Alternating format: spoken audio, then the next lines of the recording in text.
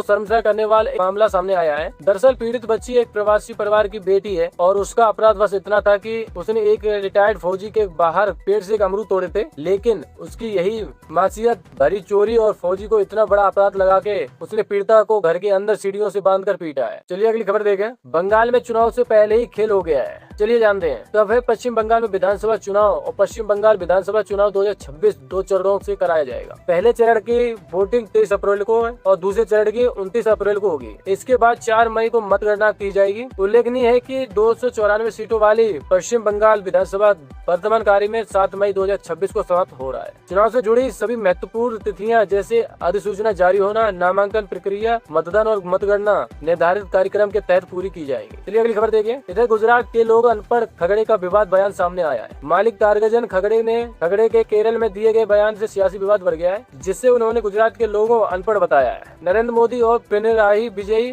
पर सीधा निशाना साधा है। इस पर सुशांत त्रिवेदी ने पलटवार करते हुए कांग्रेस पर विभाजनकारी राजनीति का आरोप लगाया है। उन्होंने कहा है कि ऐसा बयान पार्टी की सोची समझी रणनीति का हिस्सा है। धुरंधर फिल्म को लेकर विपक्ष पर बरसे हैं पीएम मोदी। पीएम मोदी ने फिल्मों का नाम लेकर विपक्ष पर हमला बोला है। उन्होंने कहा है कि अगर कश्मीर फाइल्स आई तो विपक्ष ने उसे एजेंडा बताया, केरल फाइल्स आई तब विपक्ष ने उसे फिल्म को एजेंडा बताया और अब धुरंधर को भी एजेंडा बता रहे हैं। पीएम ने कहा कि विपक्ष सिर्फ भ्रम फैला रहा है और कुछ नहीं है। ये सब लोग इस फिल्म को जरूर देखें। उन्होंने ये तक अपील की है धुरंधर मूवी को लेकर। इधर संजय सिंह ने भी पीएम मोदी जी को दे डाली धमकी। बेरोजगारी विभाग स्थिति को उजागर करते हुए कहा कि मनरेगा में 65% गिरावट, भर्तियों में पेपर लीक और परीक्षाएं रद्द होने से प्रवेश की रोजगार व्यवस्था पर पूरी ध्वस्त हो चुकी है। उन्होंने बताया कि मनरेगा के तहत 100 दिन का रोजगार पारा करने वाले परिवारों की संख्या 6,15,000 से घटकर 2,21,000 रह गई है, जो सरकार की नीतियाँ और विफलता का साफ तौर से प्रमाण है। उन्होंने आगे कहा कि 94 लाख आवेदन पर सिर्फ 58,000 नौकरियां देना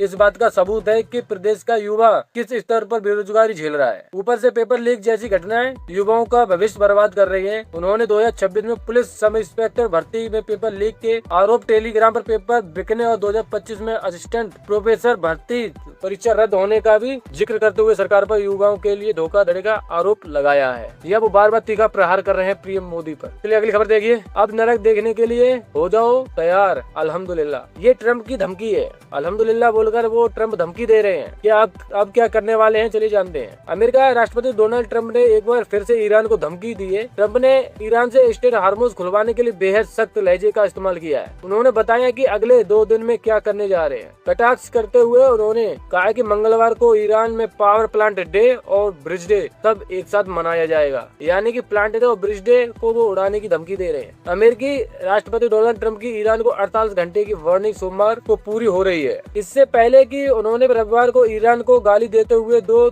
दिन का अपना प्लान बताया था। उन्होंने फिर से ईरान को फ्रेश धमकी देते हुए कहा कि सोमवार को वे दोपहर 1 बजे से ओवल ऑफिस में मिलिट्री के साथ प्रेस कॉन्फ्रेंस करेंगे और मंगलवार को ईरान के सारे पावर प्लांट और ब्रिज डे को तबाह कर देंगे। उन्होंने स्टेट हार्मोज खोलने की धमकी दी है और कहा कि ऐसा नहीं हुआ तो नरक देखने के लिए तैयार हो जाओ। अल्हम्दुलिल्लाह इस तरह का ये लोग मतलब धमकी दे रहे हैं और कह रहे हैं पावर प्लांट जो भी उसका जो मेन ठिकाना है ईरान का वो सब उड़ाने के लिए धमकी दे रहे हैं। दोस्तों अगर चैनल पर नए हो तो चैनल को सब्सक्राइब कर लें ताकि देश दुनिया की खबर आप तक पहुंचती रहे। नमस्कार।